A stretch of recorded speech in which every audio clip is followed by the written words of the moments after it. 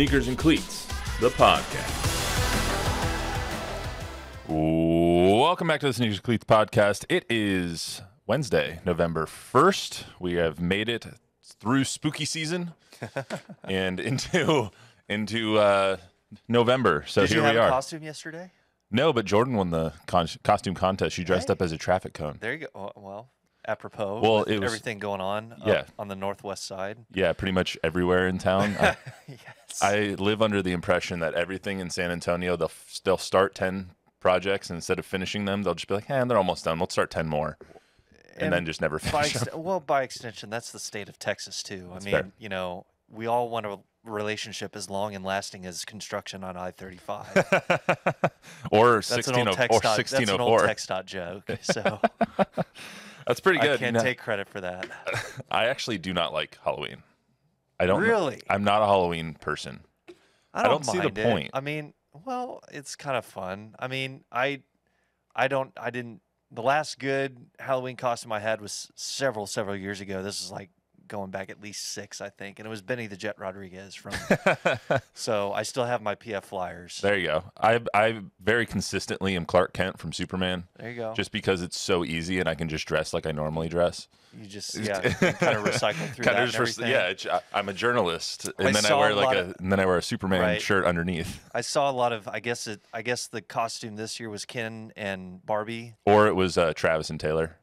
Yeah, You see that Mitt Romney and his wife dressed up as Travis and Taylor? I did not. And we're like, guys, somebody come get Grandpa. The one that I really did like was Randy Johnson and the Bird. Oh my God, that was good. That was fantastic. That was pretty good. There was who was it? Taylor Heineke, the now starting quarterback. He did the deer in headlights. His wife had the headlights on. That one was classic. was good. Some of them are like really entertaining, Yeah. but I just don't. For me, it's like give me some candy and let's just move on with our day. I don't like being scared. First of all, I don't like scary movies.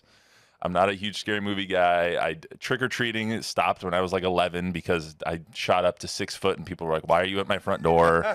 So I was like, It's like, I'm get done. out of here, teenager. You're trying to scam us. Yeah, exactly. So like, it's just kind of been So, anyway, I'm not as anti-Thanksgiving or as anti-Halloween as a lot of people are. There's like 33% of the population that just don't celebrate Halloween at all. And then there's also the debate that I discovered yesterday. It's whether you say Halloween or Halloween. What do you say? I don't know. Just say it how you usually say it. Happy Halloween. Yeah, it's Halloween, not Halloween. It's HAL. I guess that's coming from All Hallows Eve and everything. So Yeah, that could make sense. Anyway, I digress. Halloween was fun. Halloween, whatever you say. This is our High School Hype Squad episode. We did not do one last week because the Spurs season opener was last week, but we will get more into the final week of the regular season for high school football. It's already here, which is kind of crazy. it is. Yeah. That Went this by in really a blink of an eye. flew by. So we'll talk about our TNL top 10. We'll do 5A, 6A, and then we'll run through the sub TNL top 10 for 1A through 4A. We'll be recapping week 10 and previewing week 11. Some districts already clinched, some that need to be clinched, kind of go over some of those scenarios. We'll also preview our TNL matchup of the week, which is Lee taking on Churchill. But first, as always, number game. This is number 44, which is a significant one to us here in San Antonio. Yeah. The Iceman. The Iceman George Gervin, Yeah. number 44. The probably the one and only 44 for like Dawn and a certain subset of people in San Antonio that don't watch a lot of baseball. But I mean, Hank Aaron. Yeah, and that's the other one for me. George Gervin, Hank Aaron, two good 44s. Mr. Gervin just had a book come out, so you can read all about the I actually Iceman. met him for the first time when he came in to talk to Dawn about the book for Sports Sunday. What was it, 2 weeks ago, something like that? He met Gervin for the first time. It's nice as hell. Loves Wemby.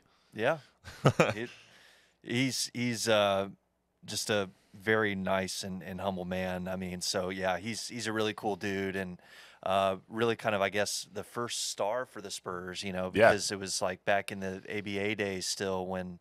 You know, or when the ABA was kind of morphing into the NBA or getting absorbed by it, you know, that, you know, he was there in the hemisphere, you know, putting on a show for everybody. It was Gervin and the Baseline Bums. When you rank all-time Spurs, is he 3? Oh, I mean, Tim, David Robinson, and then George probably, and then Manu, Tony. Yeah. Then Manu, Tony, then probably Sean, 6. I don't know, man. That is. I feel like that's contentious territory that we're wading into there. I mean, yeah, probably Tim first, and maybe David, just because it was like they were the first. Tim, obviously, just because of the number of championships. David was there for like the first, kind of being there for the first and the first 2, and then I would. I think Gervin's up there just in popularity.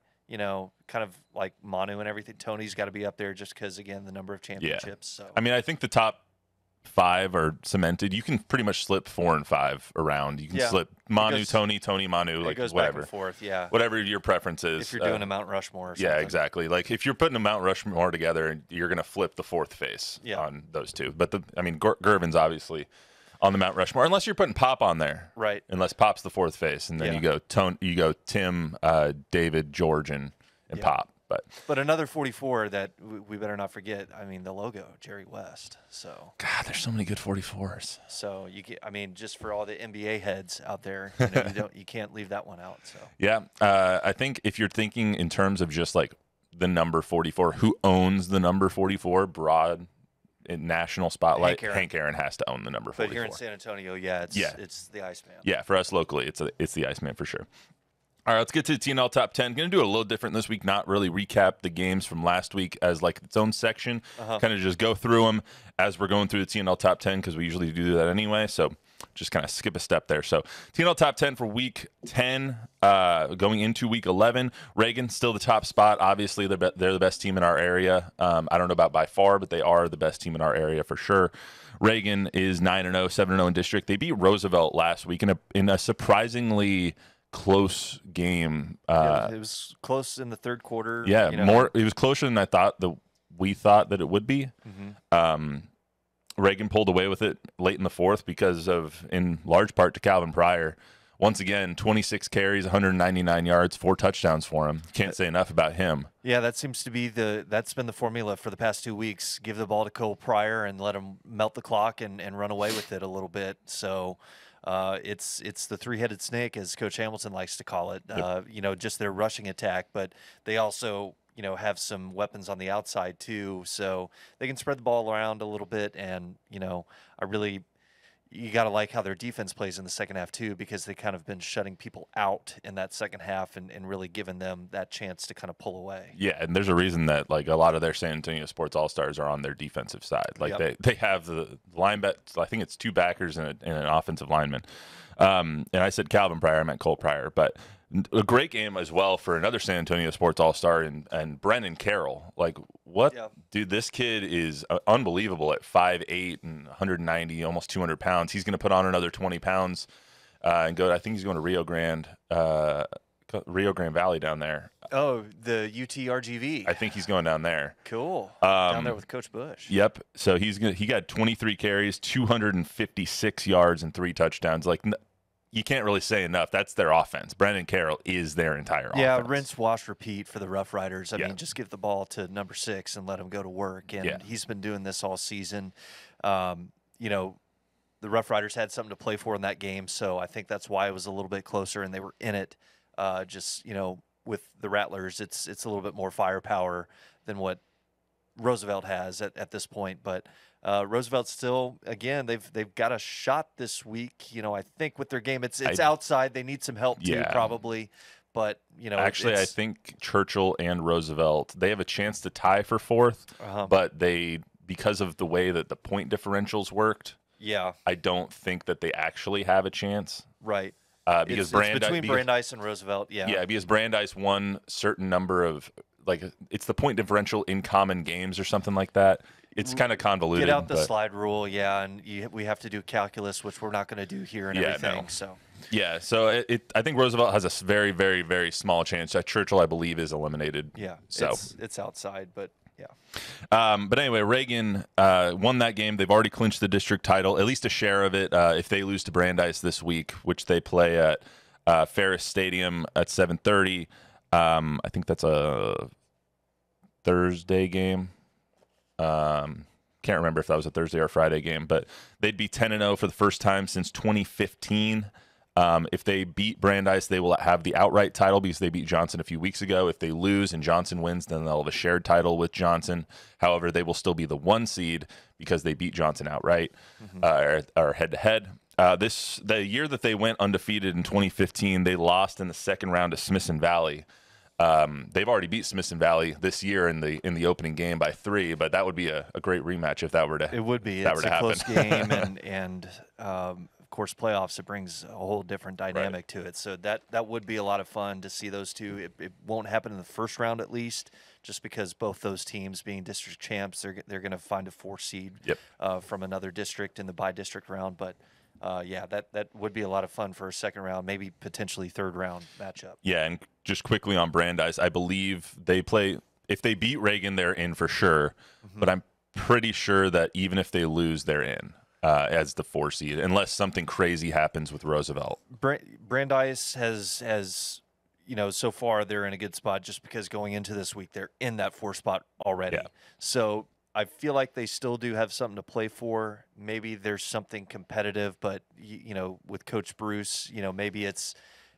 I'm sure he's already figured it out going into this game, but you still want to see something from your guys, and it's not like you want to rest everybody to just wait for that playoff game because hey, you're if you do end up in that 4 spot, you're going to go up against a pretty good team. Now, who that will be, we will find out. Exactly. They still got to try and move up and maybe catch Clark. I'm not sure what the point differentials and all that stuff equal out to, but because I do believe Clark's season's over. They're weird because they don't have a bye week, so they just played 10 games and now they're on their bye, even though they've clinched a playoff spot. So it's kind of strange for Clark. A little different. Yeah, a little different. Going on to Steele. Steele's our number 2 team in the TNL Top 10. Steele is 8-1, 4-0 in district. They defeated Judson last week pretty easily, handily in a game that's usually really good and one that we usually circle on the calendar. Judson obviously having a little bit of a down year, 3-6, 2-2 in district right now. They won 52-14. Chad Warner put on another show, 15 of 19 from the field. A bug in here. 291 yards, 3 touchdowns. All 3 of those touchdowns went to Jalen Cooper. 7 receptions for 145 yards, 3 TDs. Jonathan Hatton, your OU commit, had 25 carries, 126 yards, 2 touchdowns. So just another offensive clinic from Steele. Yeah, the beat goes on for the Knights, and that should continue against Clemens. But again, it's a district game, so it's always going to be tough. But I look for Coach Sines to have his squad ready to close things out and have, a good head of steam going into that first playoff game. Yeah, and speaking of Clemens, they were dealt a huge blow last week losing to East Central. So now if East Central wins and Judson wins this week, that means that Clemens does not make the playoffs. So that'd be a huge thing for Clemens. So because we thought like once they beat Judson, it was like, wow, okay, this team might actually make some noise in the playoffs. They might have a little bit better of a team than maybe we expected. And then you lose to East Central. Now you're 1-3 in district, and it's just, or 2-2 in district, I believe. And it's just like, oh boy, here we go, because now you got number 1 coming in. Yeah, and that district's a little unique just because again, there's only 6 or so teams in it. One of them is eliminated just off the bat, San Marcos, because of recruiting violations there from UIL and everything. It's a bit of a logjam between Clemens, Judson, East Central. Clemens, Judson 2-2. You mentioned East Central 1-3. So it's like where does everybody fall? Right. So it's one team going to be the odd man out. So it'll be a dogfight. Just because Clemens is kind of fighting for its life a little bit. It all comes out in the wash though. Yeah, I don't know after these games. I don't know how it plays out with Judson and Clemens. Like if Judson loses, because Judson has New Braunfels, and then East Central has San Marcos. San Marcos is 0-9, so I think we expect East Central to win that game. Get to 2-3. Steele is probably going to beat Clemens, so make them 2-3 as well. But East Central would jump Clemens because they're head-to-head. But then Clemens beat Judson, so it's all convoluted. But my head hurts. Yeah, it means Week 11 is a big headache. But anyway, so it's a huge game either way for Clemens against Steele this weekend, because if Clemens does win, they're in. Yep. So this would be the 3rd straight district championship for outright district championship for Steele. and it would probably knock Clemens out of the playoffs, as we just said. So Harlan is number 3. They are 9-0, 7-0 in district. They were on their bye week last week. They're the only Class 6A team that is 9-0 right now, so that's pretty amazing that we have that team right here in our area. They've already clinched the district title. They do have a game against Taft this week, Thursday at Ferris at 7 o'clock. Taft already has also clinched the playoff spot. I don't believe they can catch Jay or Brennan, but so I think Taft is pretty much cemented in that 4 spot. Yeah, I'm going to check that. Well, so Jay Brennan 6-1. I don't know, like, that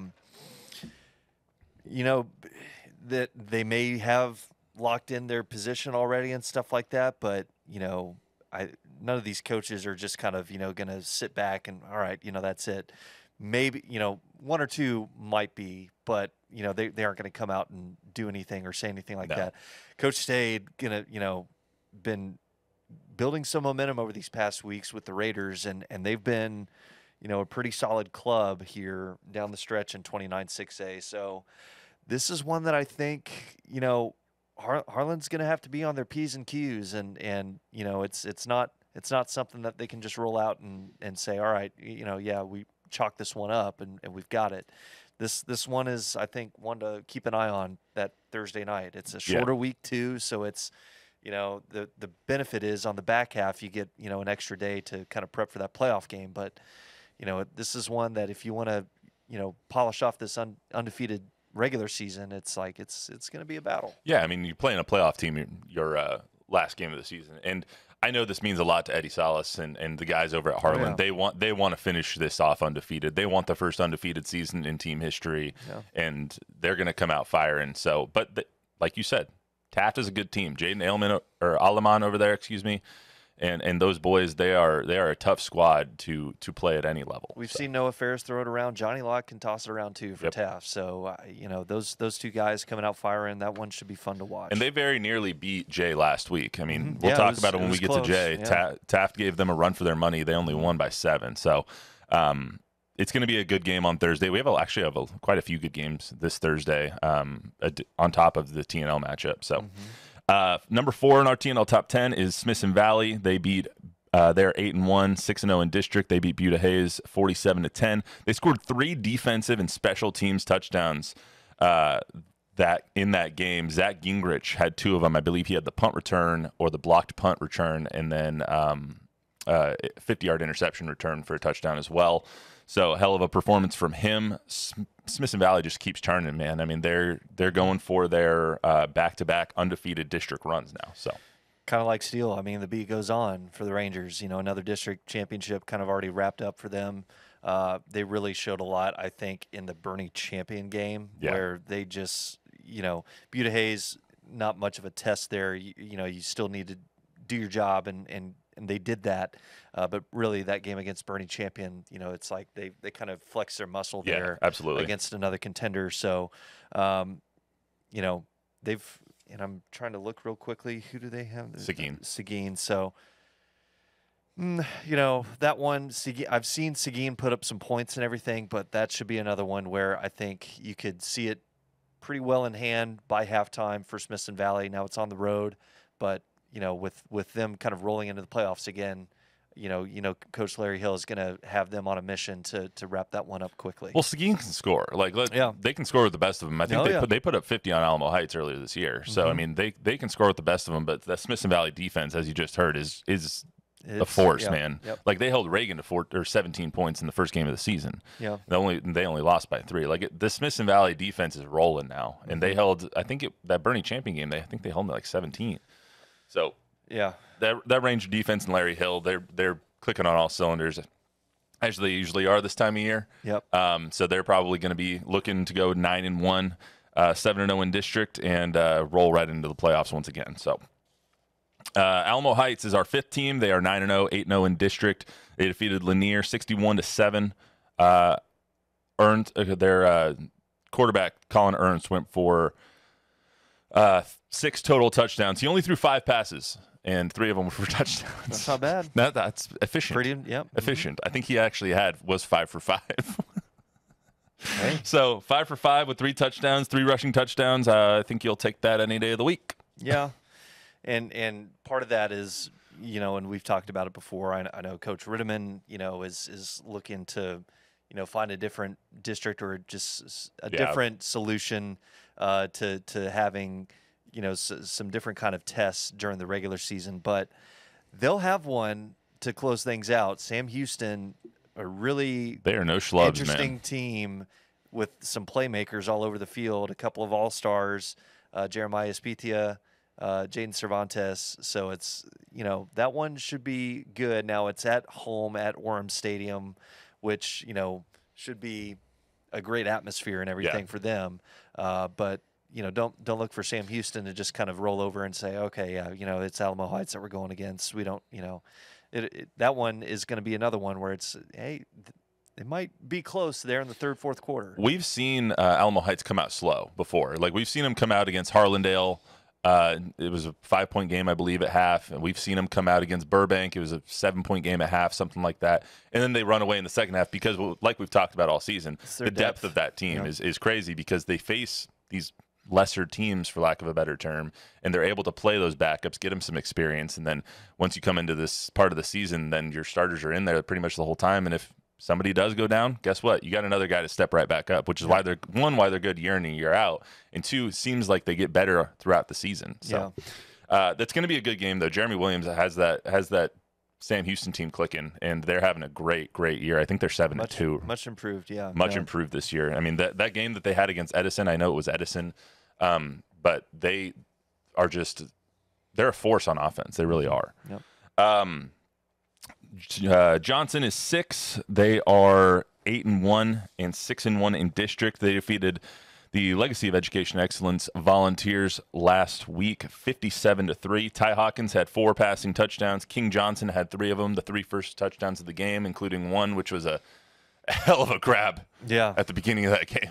Looking like Randy Moss, just going up, high pointing the ball, and one of our Play of the Week nominees this week. I mean, so lots of great, touchdown catch plays, that we have. So that was unbelievable. Yeah. King Johnson went for 5 receptions, 140 and 3 touchdowns. Johnson just keeps rolling, man. Johnson has a squad that is going to be reckoned with, is a force to be reckoned with, in the playoffs. And even though they're going to be probably the second team in their district, they're probably going to get second place because they lost to Reagan. I wouldn't put it past them to win a few games in the playoffs. Yeah, they're a little. It's so crazy to me just how similar both Johnson and Reagan are, and we talk about their offense with King Johnson, Bubba Johnson, Ty Hawkins, but their defense is something too. Now, the quality of their opponents, you would like to see what can they do against a team that's kind of maybe at their level, but their defense, hey, it's like you got to stop them too, and they swarm to the ball. They force punts just to get their ball back to the offense and let them do their work and everything. So, I really like to see Johnson's what they do in the playoffs. It should be a lot of fun. And hopefully it's like they come across a Reagan or somebody at their level, because that's going to that playoff game is going to be so fun. They're just a fun team. Like, you love those kinds of teams that just they're going to go wild on offense and they're going to play enough defense to make it really competitive and good. And their defense has some dudes on it. So it's like their whole team under TP Miller has come a long way, and Ty Hawkins, he corrects a lot of mistakes. So 7 we have, I still have it labeled A through J, but whatever. I'm never going to get this right. Southside, we have at 7. They're 8-1, 7-0 in district. They were on a bye week last week. They're on an 8-game win streak after they lost their season opener. They're looking to get their second straight outright district title this weekend against Win Eagle Pass. So those guys from the Southside still trying to go 9-1 this season, going to have a hell of a year. Yeah, and they're going to get that second straight outright district title.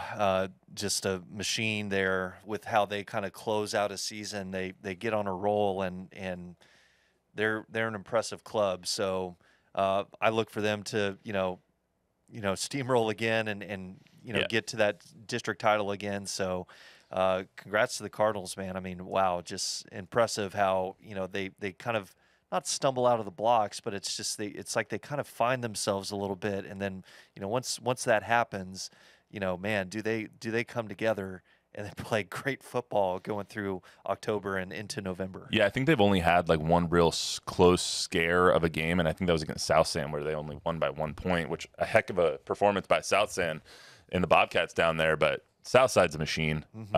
They're just going to keep rolling, and Eagle Pass has 1 win this season, so I wouldn't be surprised if, like you said, that this is going to be a 9-1 team heading into the playoffs and that 1 seed in the district. So Brennan has come a long way, and they are the 8th team in our TNL top 10.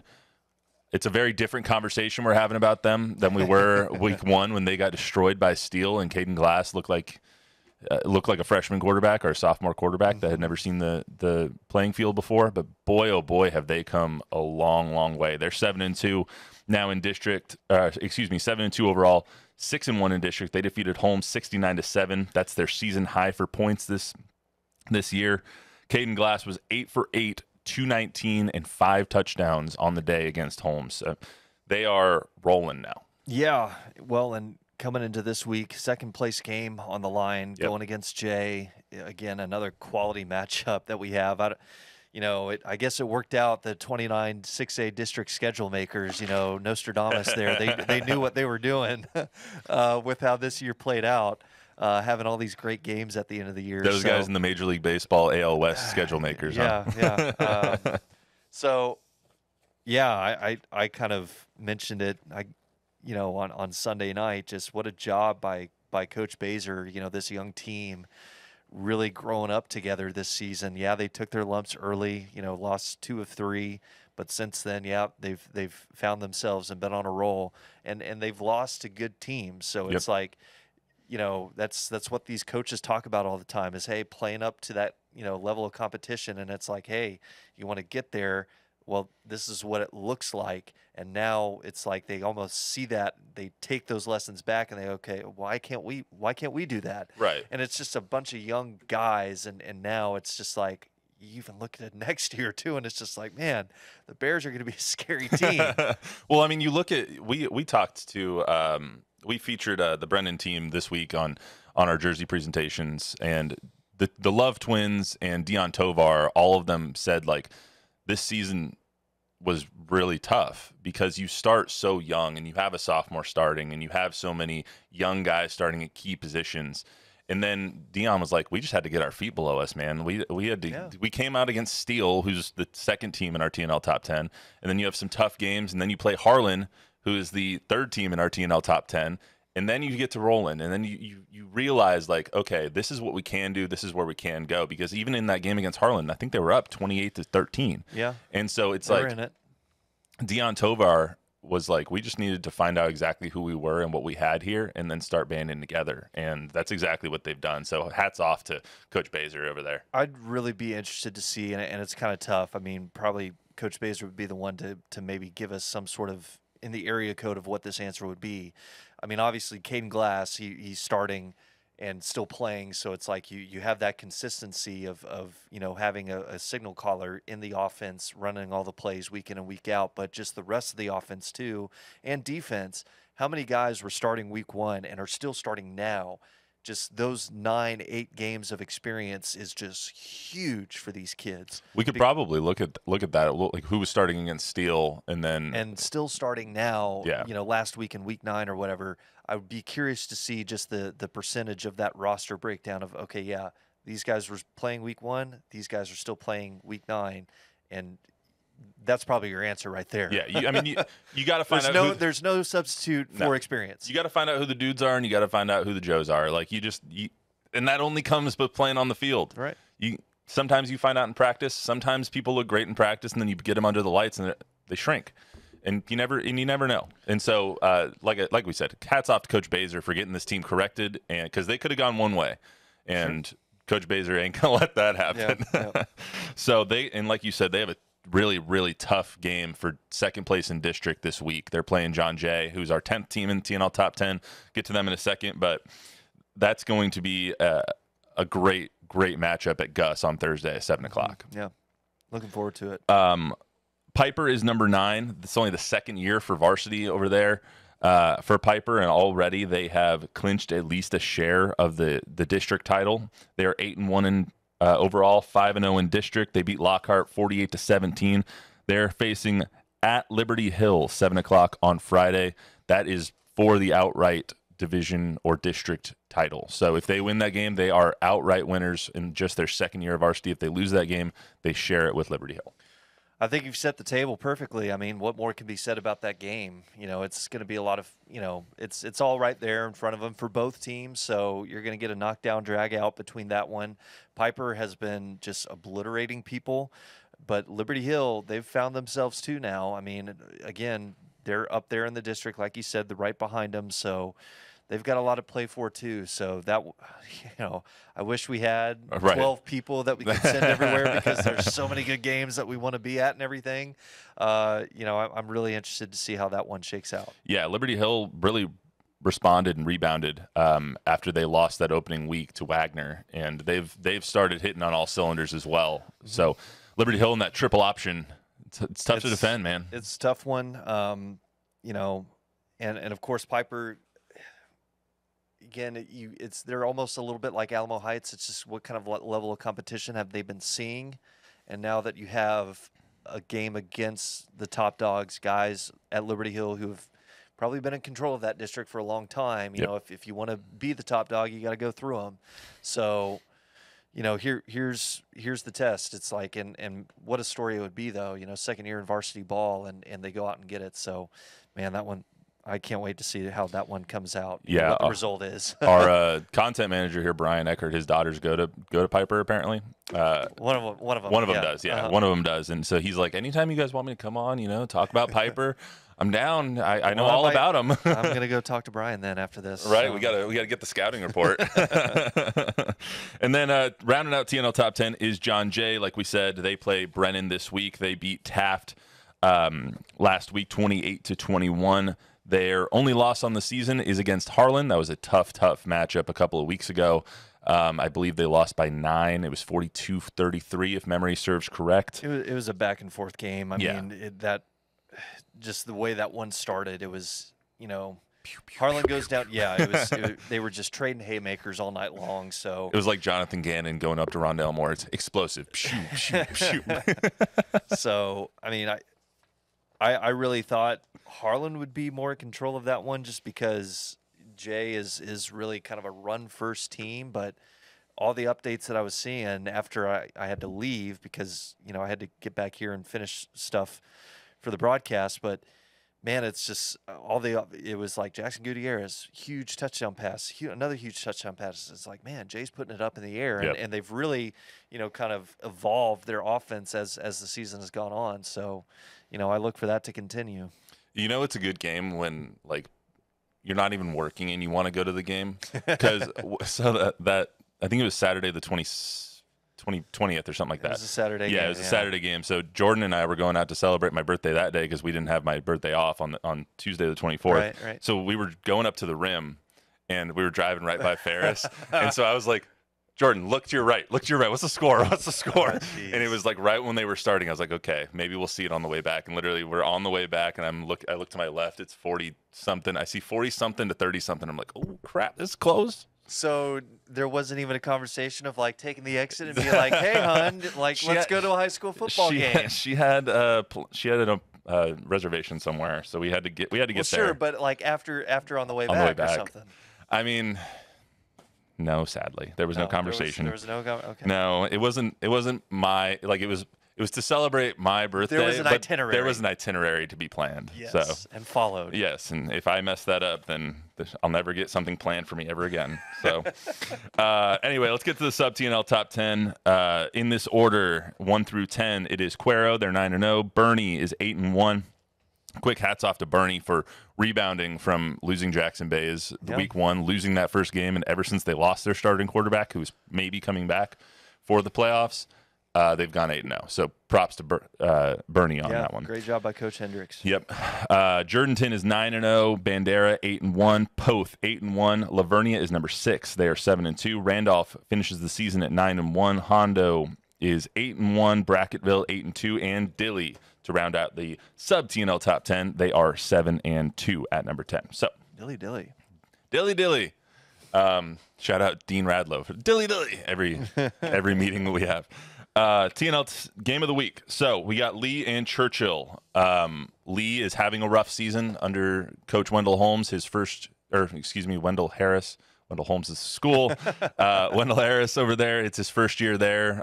They obviously lost their longtime head coach this offseason. Churchill believe they've been eliminated. I talked to one of their coaches, and he says because of the point differential and all that stuff, he believes their season is going to be over on Thursday. But anyway, it's an interesting matchup, to say the least. Well, and kind of point of pride, both these teams, it's like if you go out a winner on the last one, it's kind of, all right, we've got a sense of optimism going into the off season and looking forward to next year and everything. I think Churchill, sure, they may have already been eliminated, but it's like, hey, you never know the way things fall out and everything. Who knows? You might backdoor your way into a 4 spot. So it's like you want to come out and play your best. And Lee's going to do the same thing. The Volunteers, I should say. It's always, last game of the year. It's the whole Dan Fouts thing from Waterboy. Last game of the year, you can't hold anything back now. Lee, legacy of educational excellence. I was talking to David about that earlier. He's like, it's Lee. You don't have to say legacy of education excellence. It's Lee. Tell Don to stop doing that. Journalistically, well, yes, but journalistically, like first reference, then you can go to Lee. I know. I just thought it was funny. He's like, that's a Don Harris thing that we say that all the time. And I was like, oh, okay. Yeah. But Lee, the tradition at Lee is something that you can't hold lightly. I mean, I believe they were state champs in 71-ish, something like that. So like they have a great tradition there, and even though they've fallen on hard times, still kids with a lot of pride, coaches with a lot of pride, people that take a lot of pride in how they play football and the academic excellence that they show. I believe I saw it on Coach Harris's Twitter the other day. It's like 92% of their team is above like a 3.4 GPA or something like that. They hold themselves to a high standard regardless of how they're performing on the field. Yeah. Well, and kind of touched on it before again. It's you go out a winner on that last one, and it's just kind of like, man, it's like, yeah, we may have had a rough season, but hey, we came out on top in that last one, and we're feeling good about ourselves as you head into the next season, and it brings, I think, a different, just psychologically, yeah, it gives you a different perspective going into next season. Yeah, and they've had a tumultuous season. Their first year head coach was placed on administrative leave a little bit earlier this year. Reasons unknown that the district won't say, and I don't particularly want to ask if they're not going to say. But it's just been kind of that tumultuous transition year for the Volunteers, and for them to go out a winner on TNL under the lights with 30, 40, 50,000 people watching for the last game of the season would be pretty big for them. Yeah. Along with Churchill, on Churchill's side, Churchill would end up going to 6-4 on the year and missing the playoffs by a point differential. And for that, seeing where they were last year, Coach Ron Harris has really put a good team together this year. Yeah, they're a hard-nosed football team, which you come to expect from a team coached by Ron Harris. Right. So just a few things didn't bounce their way this season. I mean, they came in and surprised a couple of teams. So it's just a tough district to really stack up against. Kind of looking at the rest of the. Roosevelt got out to a hot start. Brandeis, probably a playoff team. Clark, was up there. And Churchill too. They had that weird.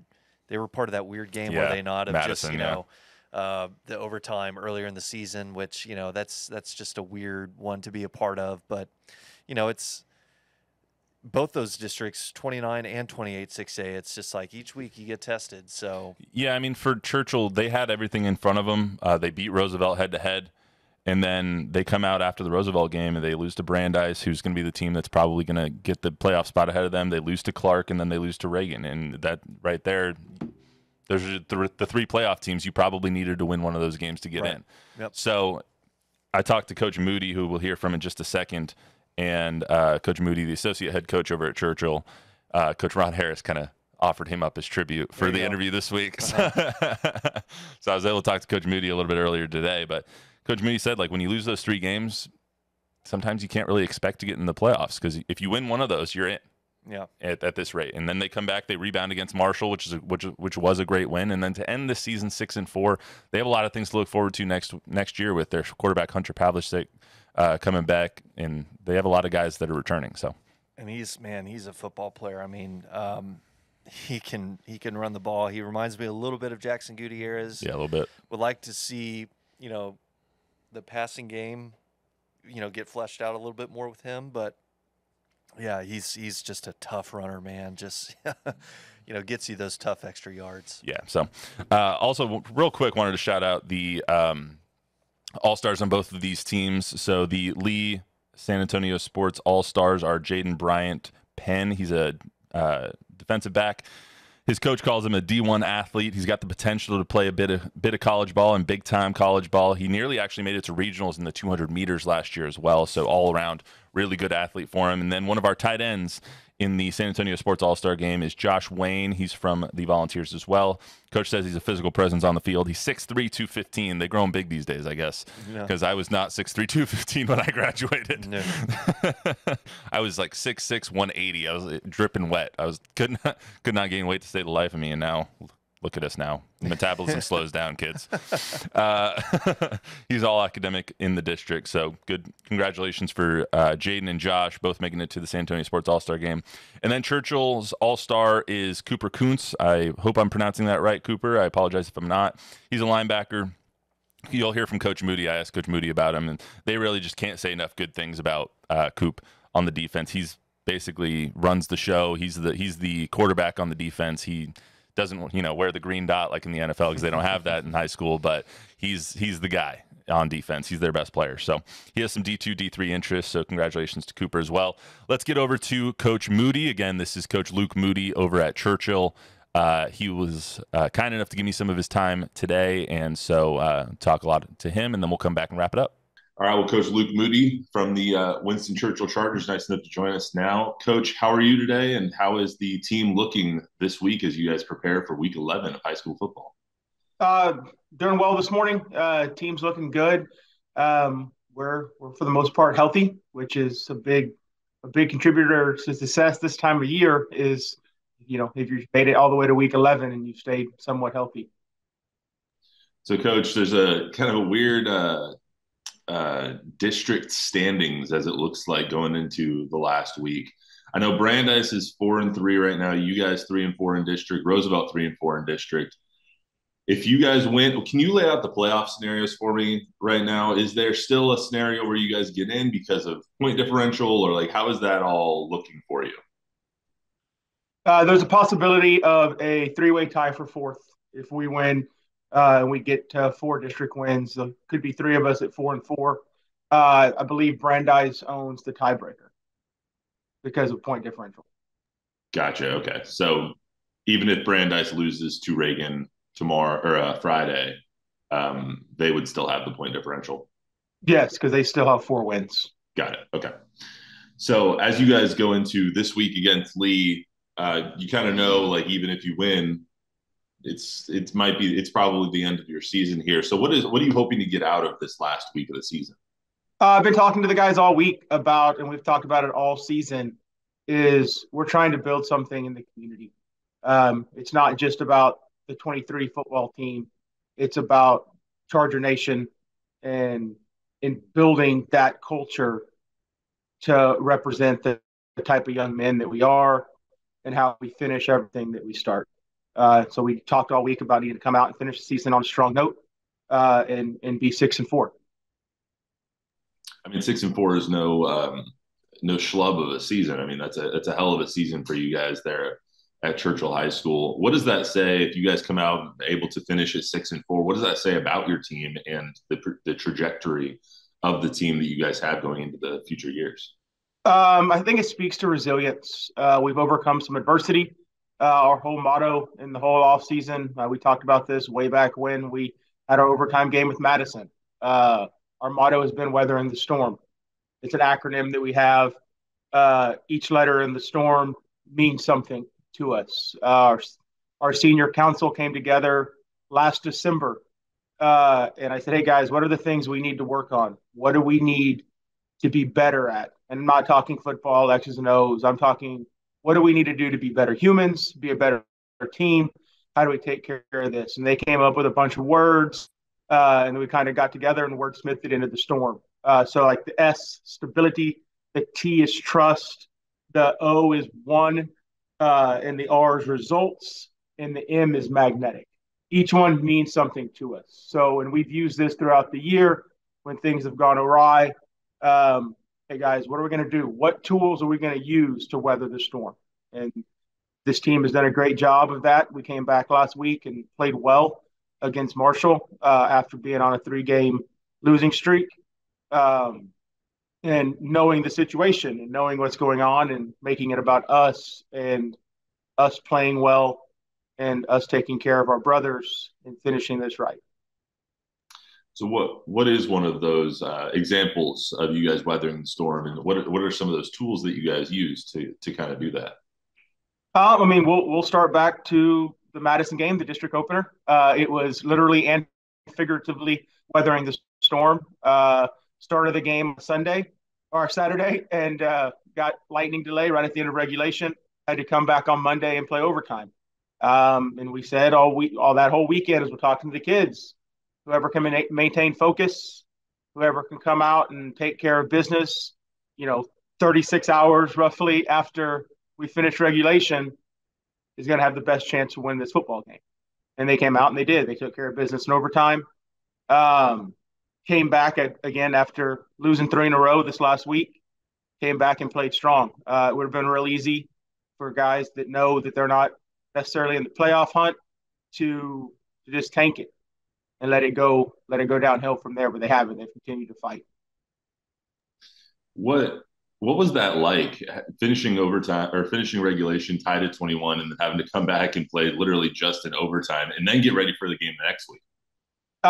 It was a long weekend. There was a lot of tired coaches because we literally on that Sunday were prepping for overtime against Madison and also had to start our preparation for Johnson that week. So it was an experience that I've never had before. 21 years doing this and having to finish a game on a Monday was first for me. I think we spent more time warming up on Monday than overtime actually took. So. Yeah, it's not a scenario you guys want to practice all the time. No. Coach, I want to ask you guys about your senior class. Cooper Kuntz is one of the ones, and sorry, there's a lawnmower going on in the background.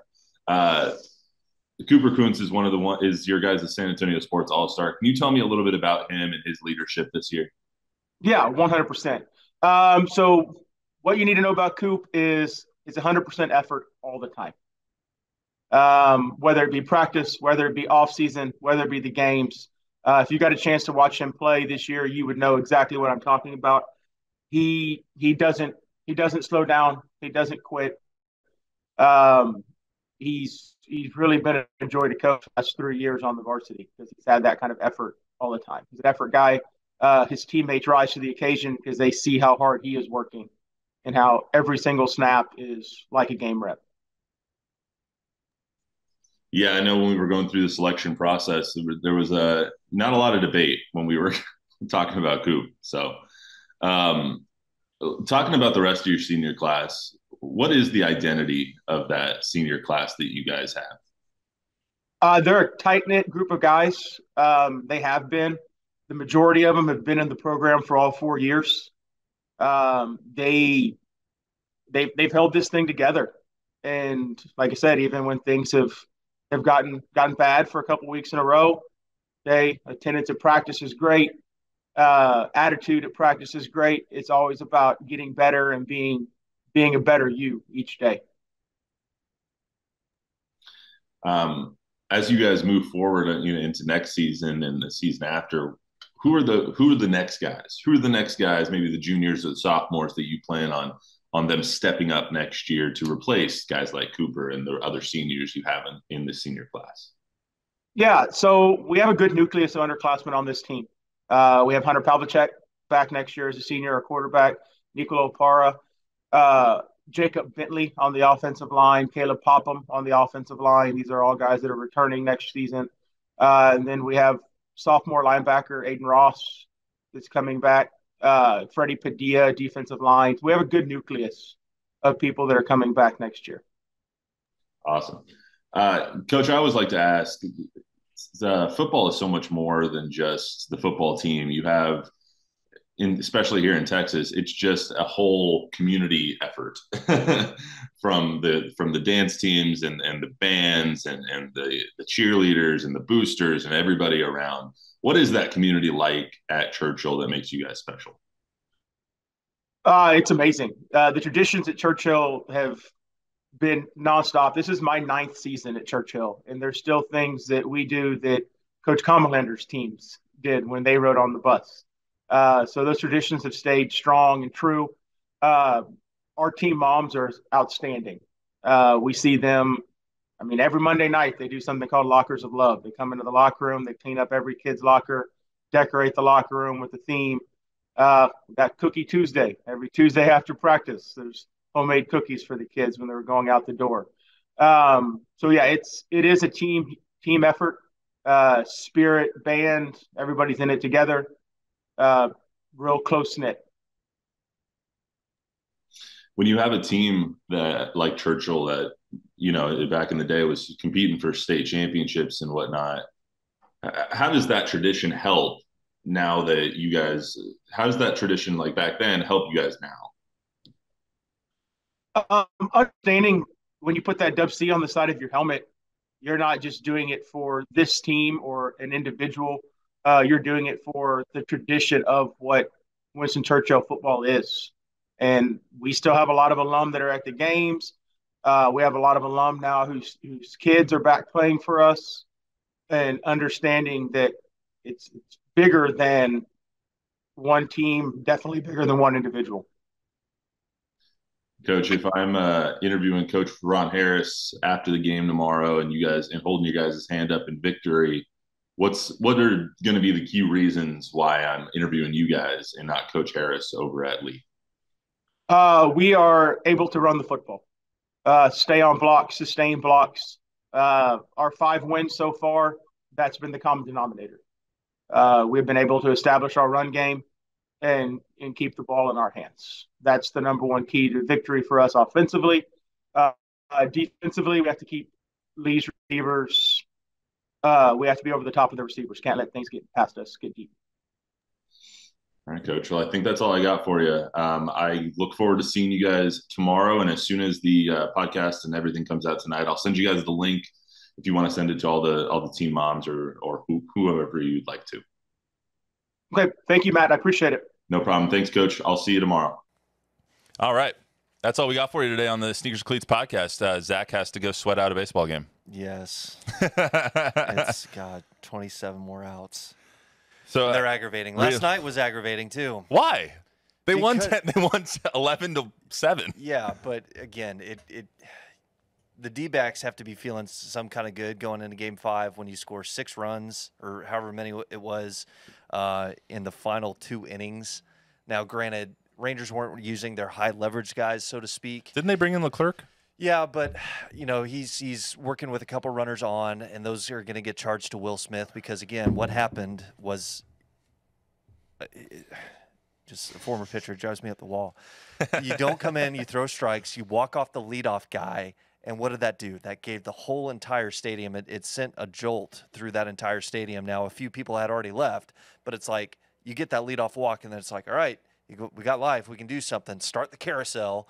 And so if you get a few more runners on, that's what happened when Lourdes Gurriel had a 3-run shot. It's just like, yeah, you got ducks in the pond, and then quickly we can make up some ground. So. Well, and that's happened 2 games in a row, too. Well, should have happened 2 games in a row. They should have walked the leadoff guy in the bottom of the 9th inning in Game 3 as well, except the umpire doesn't know what a strike is.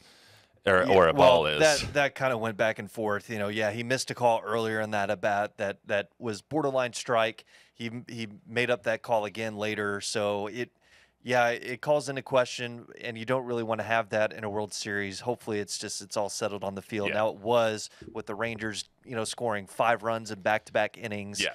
Their offense really kind of woke up and exploded. It's kind of what they did during this regular season. So, I don't know, but man, these D-backs though, you know, they're relentless. They are unfazed because it's just like, hey, we've been here before and we've advanced, so it's like, you know, why not do it again? Selfishly, I want the D-backs to win tonight just so the Rangers can win it at home, hopefully. I would like for it to be done tonight, but I don't see that happening. So it's really. No, Uvalde's on the mound. Yeah, but you know they touched him up in game 1 and everything a little. They got to him. Now again, second time around, it's second time around for both these squads. They've seen these pitchers already, so it's again, what's the approach going to be? I don't know what the D-backs are going to do to figure out Corey Seager because it's just like, man, don't pitch to him. Yeah, basically, but you know he's not Yordan Alvarez hot to where it's just like, okay, you got to give him the Barry Bonds treatment. He's pretty scorching. Yeah, he's there, but again, it's I mean.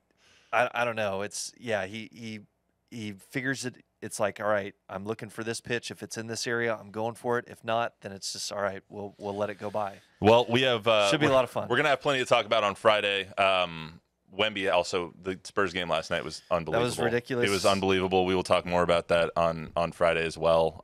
It was so much fun. I can't even believe that they won that game last night. But yeah, down by 20 or something or whatever. Down by 20 at one point. End up stealing the ball from like Keldon Johnson in his effort is just ridiculous. Also, I have a hot take. Trey Jones should be in the starting lineup, and you got to bench Jeremy Shohan. But that's just me. Anyway, more of that on Friday. Manu Ginobili came off the bench. Exactly. Quick reminder, you can get this podcast wherever you get your podcasts and on YouTube. Please download, subscribe, rate, review, tell a friend, tell an enemy. Give us some feedback. Give us a 5-star rating, and helps us out a lot on the metrics. We will see you right back here on Friday, hopefully talking about a Game 6. There we go. I mean, not to you, but hopefully.